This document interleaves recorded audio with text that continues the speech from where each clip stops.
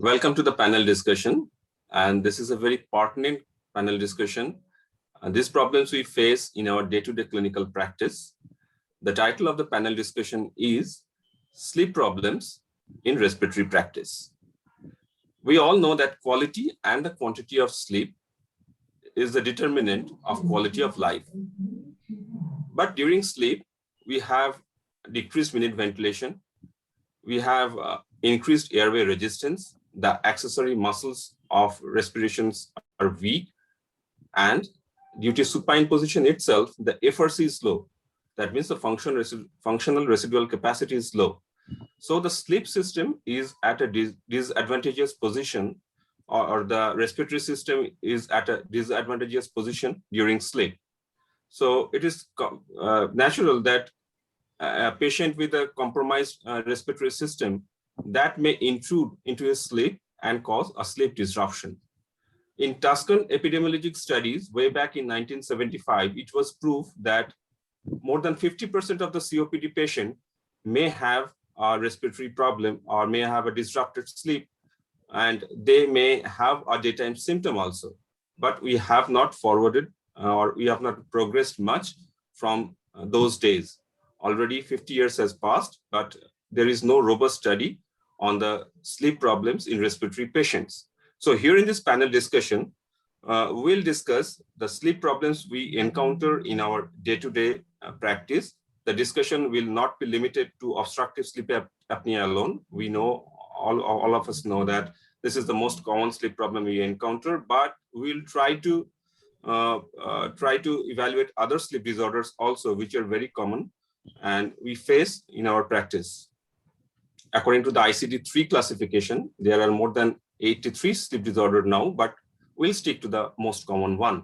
And for that, I have a very beautiful panel with me, and most of are well known to us, and they need no introduction, but still as a moderator, I have to introduce them to you. I am Dr. Arup Haldar, and with us, I have Dr. Shubhashish Ghosh, who is a consultant pulmonologist attached to Apollo Gleneagles Hospital.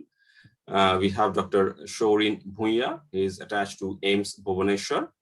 We have Dr. Anirban Sharkar, he is a consultant pulmonologist attached to ILS hospitals and Zenith Super Specialty Hospital. And very soon we'll have Dr. Shobosachi Choudhury, will join very soon with us.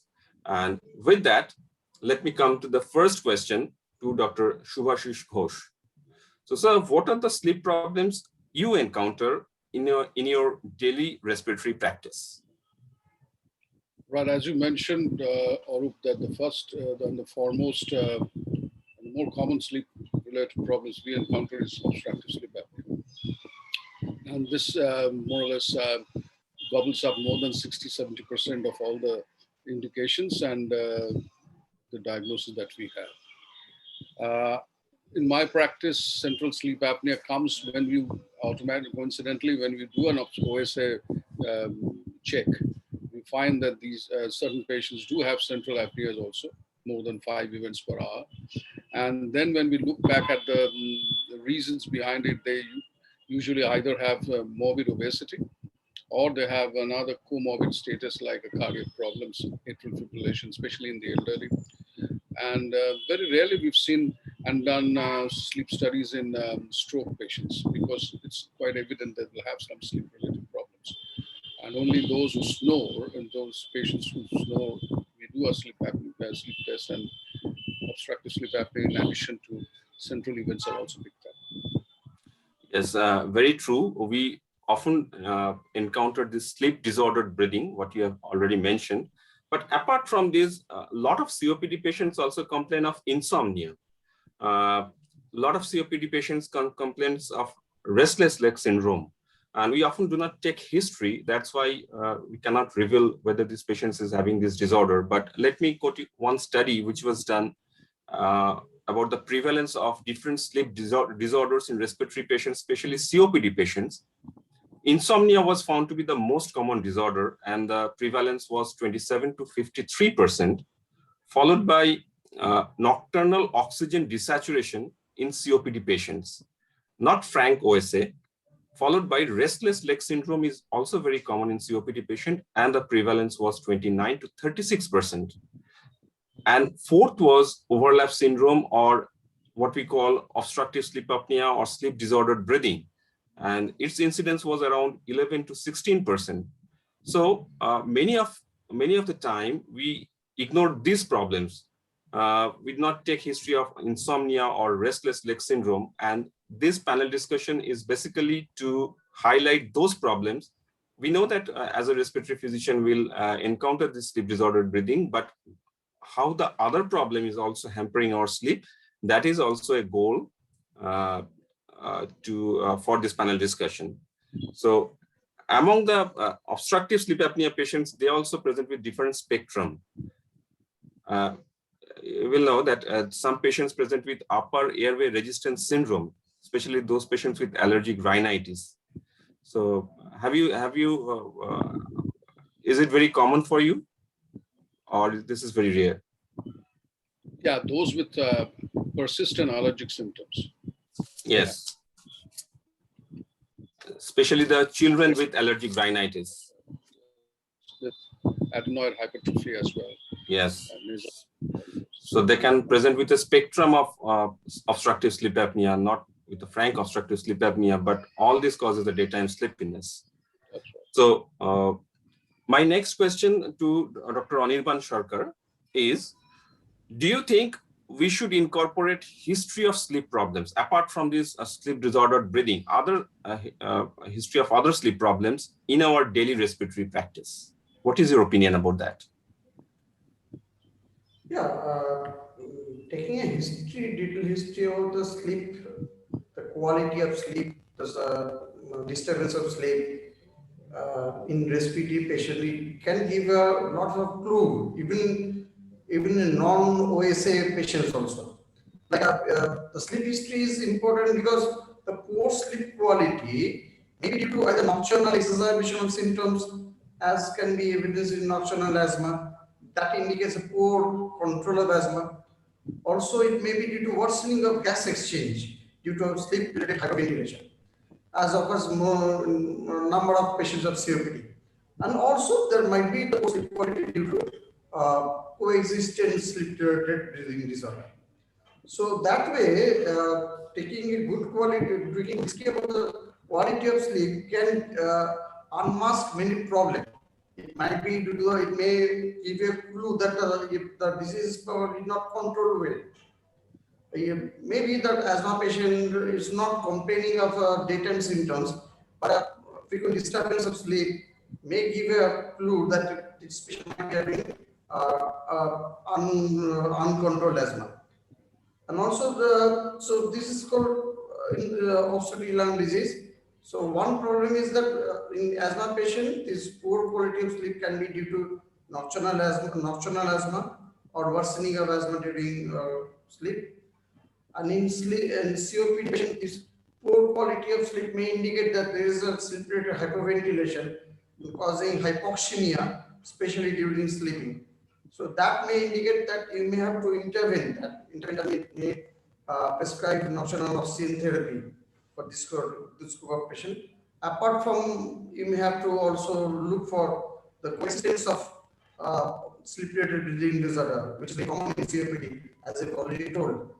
There's a term called overlap syndrome, where there is an coexistence of sleep-related breathing disorder in COPD patients. And in restrictive lung disease, there has been some reports of sleep fragmentation, poor quality of sleep. That's mostly due to hypoxemia, worsening of hypoxemia during sleeping.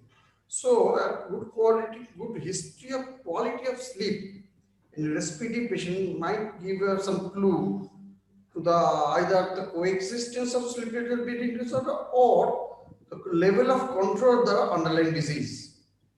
Yes, that's true. You are talking about nocturnal oxygen desaturation or nocturnal hypoventilation. We'll come into that.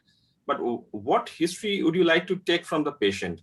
Because we often miss this insomnia and RLS patient. And as a study is showing, these patients often, we are missing those patients because we are not taking the history.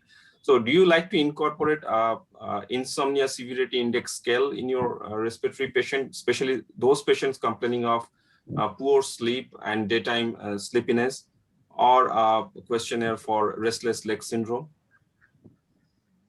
Yeah, definitely. And if you follow Basically, some, yeah. yes. Yeah. Restless So leg syndrome is to be obtained from the actually the bed partner actually. The insomnia, history of insomnia is quite it should be taken from the patient. yes. And if you follow any questionnaire, like if you follow a CAT questionnaire for COPD or asthma control questionnaire or asthma control test questionnaires, all these questionnaires contain the sleep part and the daytime sleepiness part also. So if you follow this questionnaire, you're automatically registering those history. But if you're not following any questionnaire, I think these histories also become very important for the quality of life of patient. Often treating these problems increases the quality of life and the functional status of the patient. So my third question is to Dr.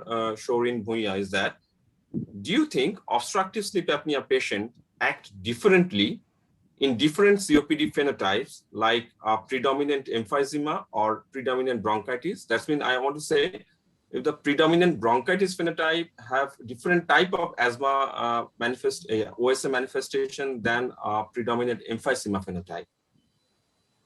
Oh, yes. On one hand, we have the emphysematous phenotype, where the patients usually present with predominant dyspnea, and usually they have low BMI. And so these patients have got lower likelihood of obstructive sleep apnea. In fact, this lung inflammation has got a protective effect against obstructive sleep apnea. This is because they just the critical closing airway, upper airway pressure is lower in such cases. And also it has been found that in the CT scans of such patients, the degree of hyperinflation and the emphysema that is seen, that is inversely proportional to the AHI. The more the hyperinflation, lower the AHI, and higher the hyperinflation, lower the AHI. So in this spectrum, the emphysema phenotype, there is less likelihood of OSA. Whereas in the other spectrum, the chronic bronchitis spectrum, they usually present mostly with chronic cough, expectoration, and hypoxia, hypercapnia, and the BMI is usually more in such patients, and they have got a very common complication of cor pulmonale. Okay, so there is the increased BMI, there is cor pulmonale, the right heart failure is there, so there is peripheral pooling of peripheral fluid retention. And when the patient is such patient is lying down supine, there is pooling of the rostral shift of this fluid, and that causes this airway narrowing. And so during sleep, and then the upper airway is narrowed, and as a result of which there is more likelihood of obstructive sleep apnea in such group of patients. And also this respiratory drive is less in such group of patients, and which again leads to hypoventilation and more likelihood of obstructive sleep apnea. So definitely, yes, there is a difference between these two spectrum of COPD.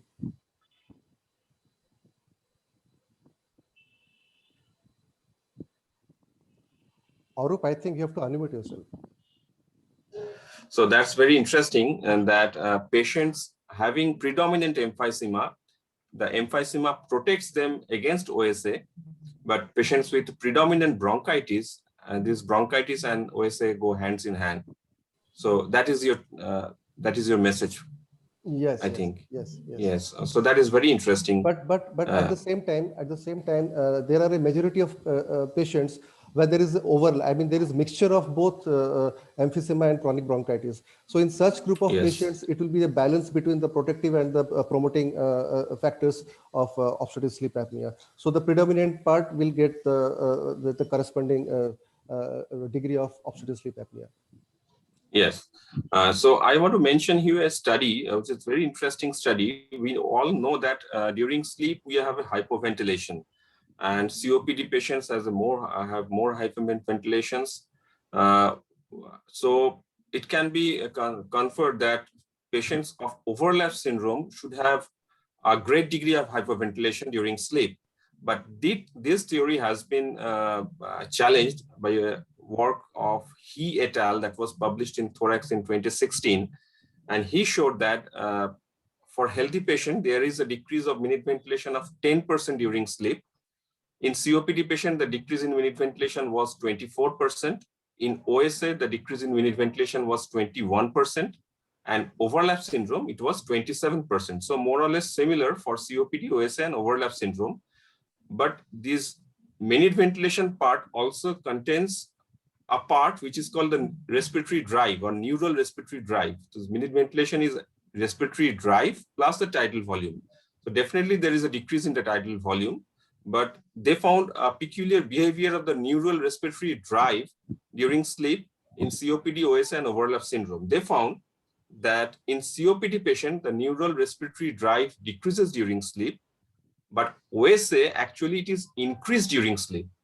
And in overlap syndrome, this is more or less same during sleep, what it was during awake stage. So they postulated that COPD associated decrease in neural drive is counteracted by the OSA associated increase in neural respiratory drive. So they postulated that in some COPD patients, actually OSA may be protective. So what is your thought on that, Dr. Bhuiya? Yes, there has been some controversy in this. There have been contradictory studies in this field. But practically, what we see is that the patients who the chronic bronchitis group of patients who usually have this cor pulmonale, the patients who come with this puffy face, they just sit upright and they just can't lie down. They have to be propped up, and they will be needing the non-invasive ventilation during the night time. So these are commonly we come across such groups of patients.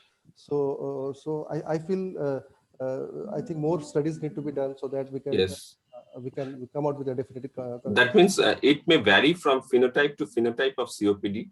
As you have already mentioned, chronic bronchitis phenotype or those more of features of chronic bronchitis, they may have more propensity of obstructive sleep apnea and its symptom during sleep than the predominant emphysema phenotype. We got your point. So now my question is Dr. Shubhashish Ghosh.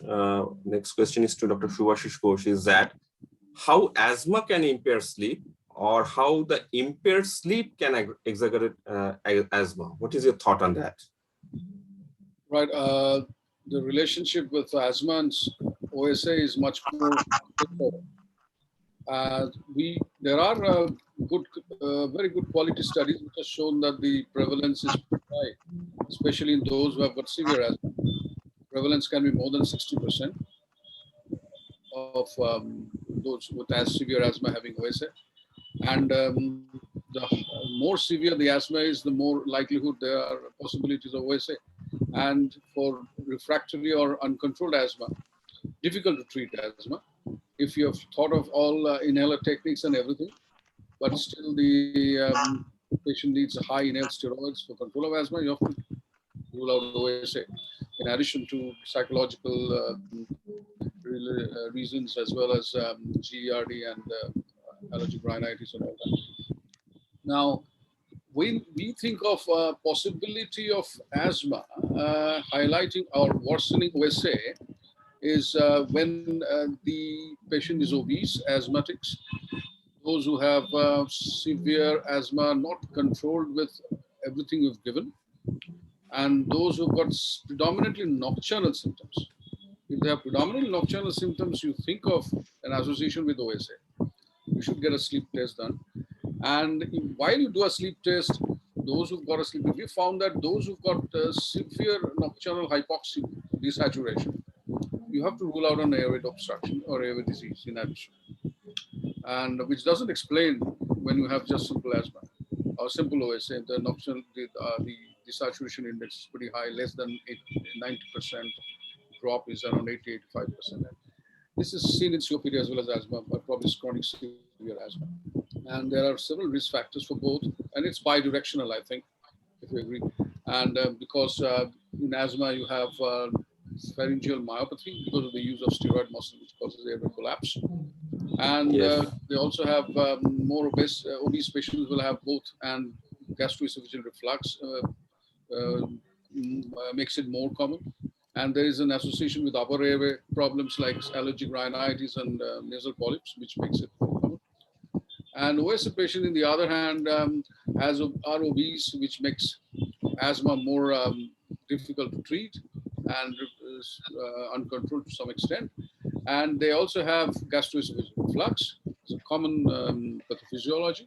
And they also have other airway collapsibility, which due to neurohumoral, neuromechanical properties due to snoring. They have leukotriene receptors in the upper airway, which can cause bronchoconstriction. The snoring itself causes, the vibration causes a lot of changes in the epithelial as well as the muscles underlying.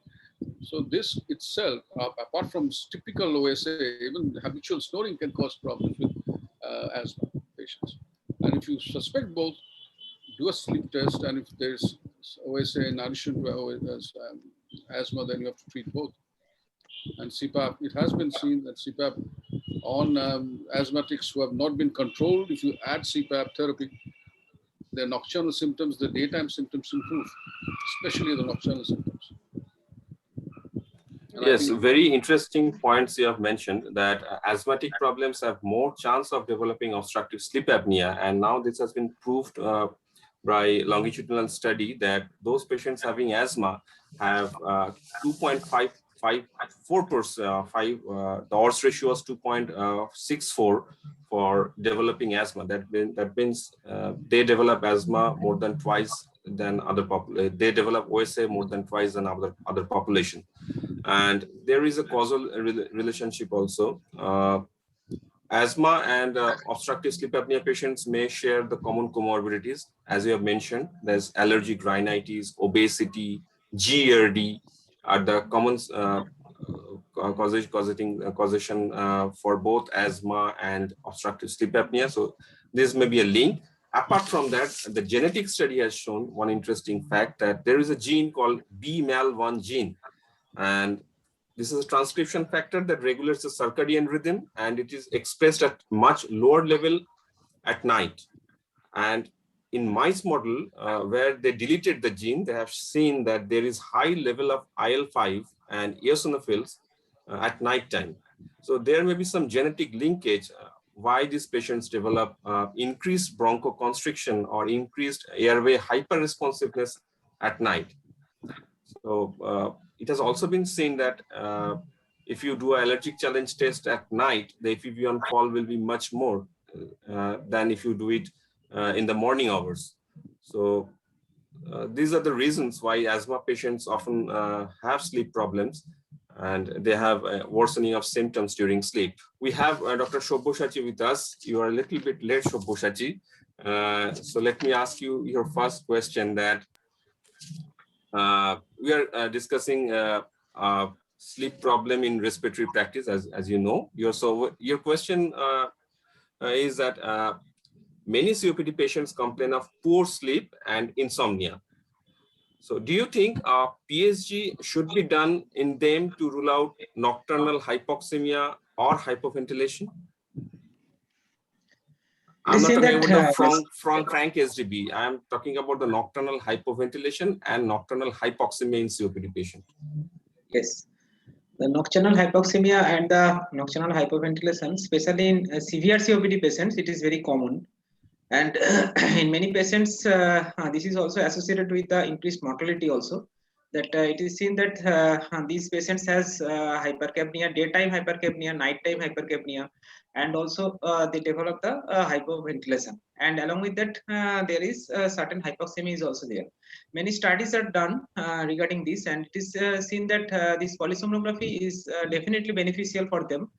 Because polysomnography not only it detects the sleep patterns or the OSA syndrome, but it also detects the degree of desaturation of these patients. By the knowing the degree of desaturation, you can detect that they have the nocturnal hypoxemia or not. And along with that, this hyperventilation also can be detected by the polysomnography. So definitely polysomnography has a beneficial role for these patients. Usually they are obese and they are usually they have severe symptoms. This is really beneficial for them.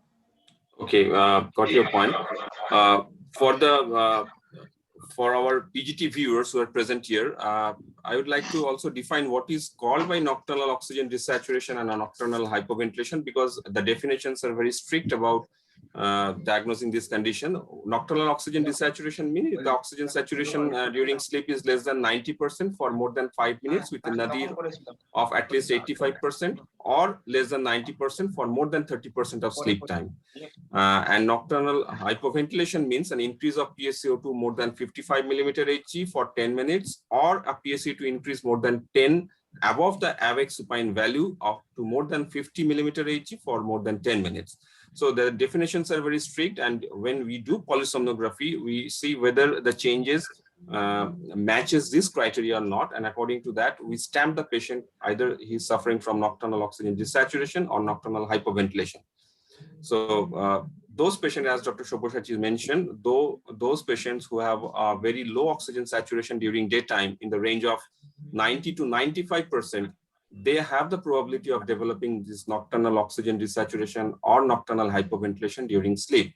If they have a very responsive respiratory system, or their loop gain is high, they develop this nocturnal oxygen desaturation. If the loop gain is low, they develop this nocturnal hypoventilation. So they vary according to the respiratory drive. So apart from SDB, for diagnosing this condition also, we may have to do polysomnography. Now, my next question is to Dr.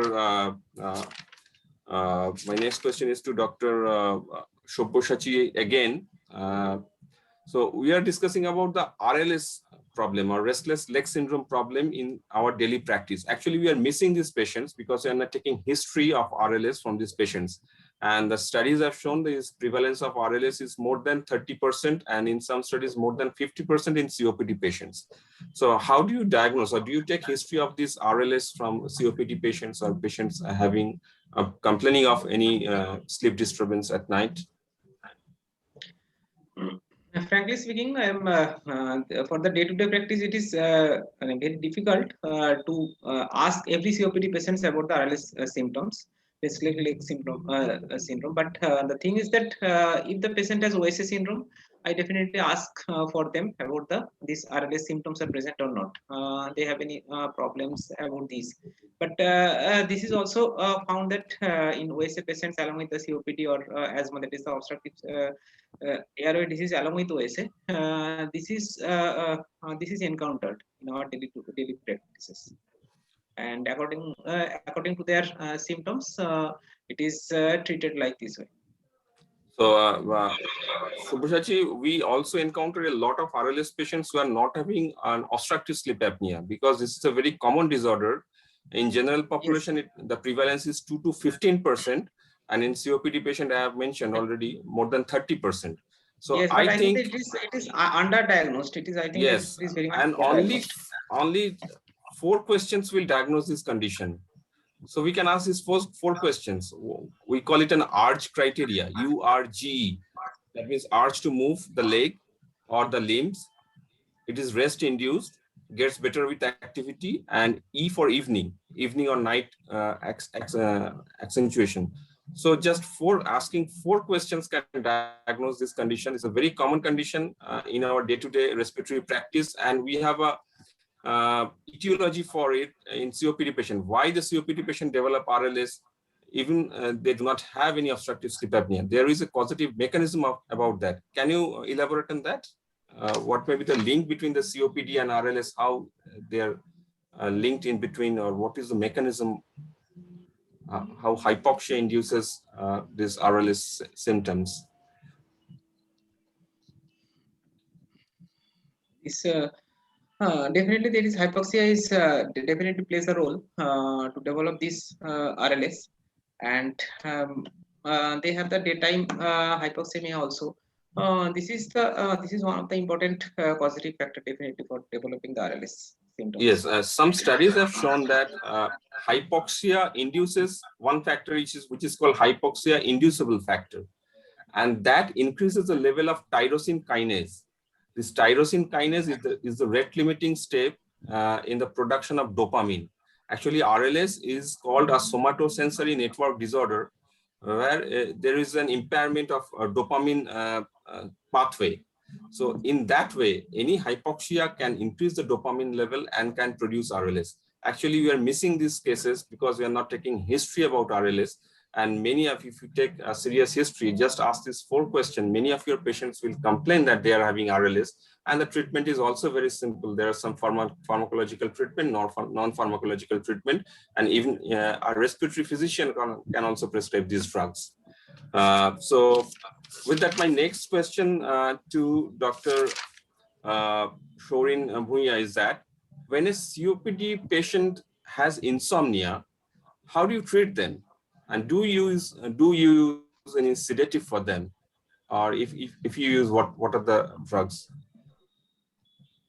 Well, as you had rightly said in the beginning of the session, insomnia is very common in COPD, and as the severity of COPD increases, the insomnia also increases.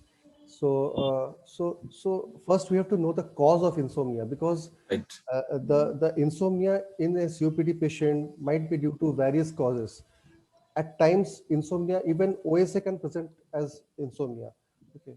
So to know the cause, first we have to take a detailed and meticulous sleep history in each and every COPD patient.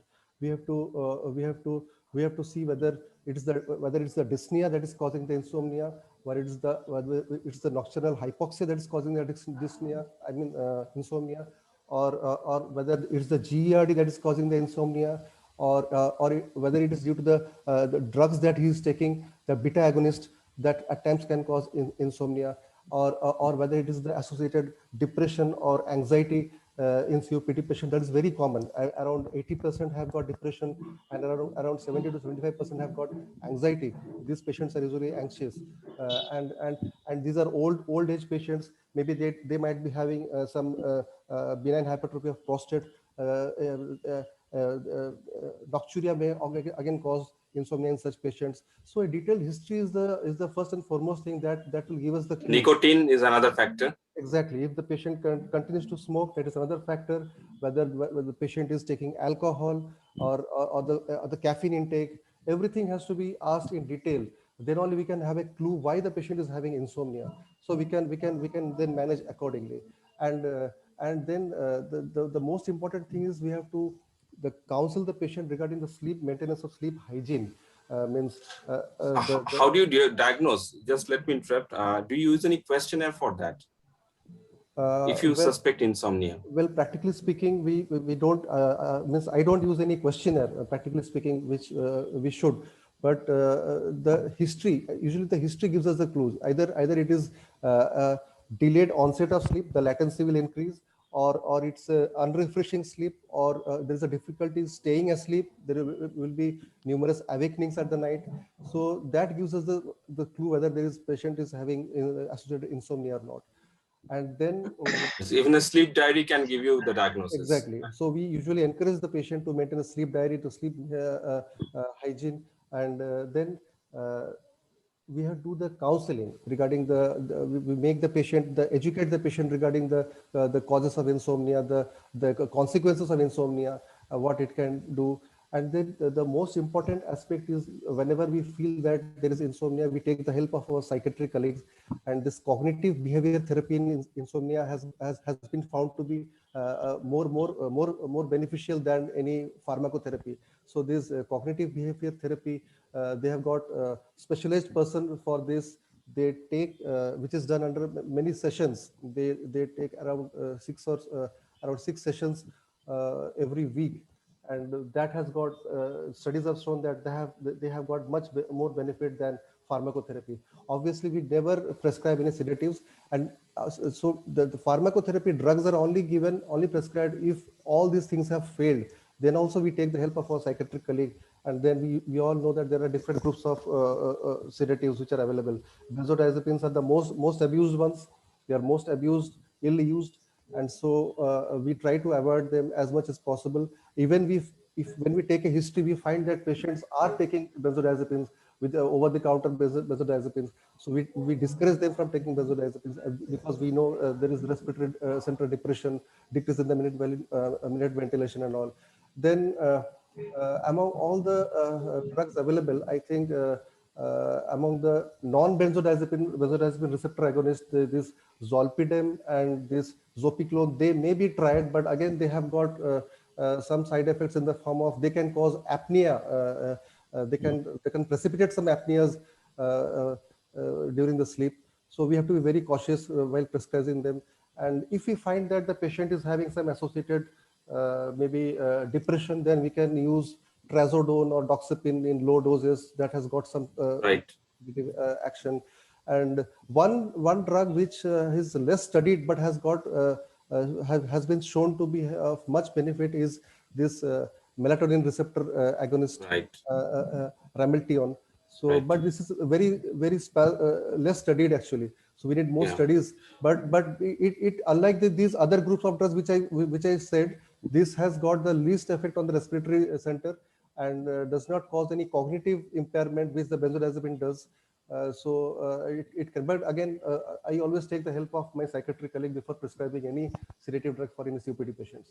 Yes. So Ramelteon, as you have mentioned, is one of the melatonin receptor agonists, and which is 8 times more potent than melatonin. Our respiratory physician can prescribe these drugs, I think, yes, because it improves the sleep quality, and it has no effect on the neural respiratory drive or the minute ventilation, or doesn't decrease or doesn't cause any hyperventilation in COPD patient. Apart from that, you have mentioned, we can also use low dose doxepin. There is not much study with the trazodone, but trazodone is coming very rapidly in sleep practice, and with some robust studies, we'll let the future decide what is the course of action for trazodone. And apart from the melatonin itself, during the COVID era, we have used a lot of melatonin.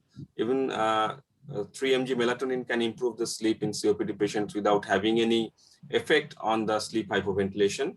And it is also, as a good antioxidant, can reduce oxidative stress in the lung also. So we can try these drugs, but the mainstay of therapy, especially in those cases who have got associated delayed phase of sleep also, this melatonin will help.